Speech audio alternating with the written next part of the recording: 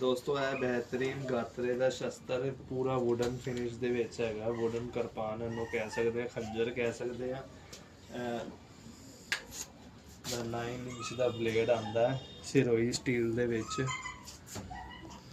ਤੇ ਪੂਰਾ ਇਹਦਾ ਵੁਡਨ ਮੁੱਠਾ ਹੈਗਾ।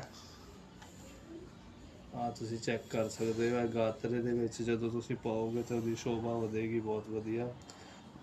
ਮੇਜਰ ਇਹਨੂੰ ਸੈਲਫ ਡਿਫੈਂਸ ਵਾਸਤੇ ਵੀ ਤੁਸੀਂ ਘਰੇ ਰੱਖ ਸਕਦੇ ਹੋ ਜੇ ਕਿਤੇ ਤੁਸੀਂ ਗਾਤਰੇ 'ਚ ਨਹੀਂ ਪਾਣਾ। ਤੇ ਇਹਦਾ ਜੋ ਲੈਦਰ ਦੇ ਵਿੱਚ ਦਿੱਤਾ ਗਿਆ ਪੂਰਾ, ਇਹਨੂੰ ਤੁਸੀਂ ਬੈਲਟ ਦੇ ਵਿੱਚ ਵੀ ਲਗਾ ਸਕਦੇ ਹੋ।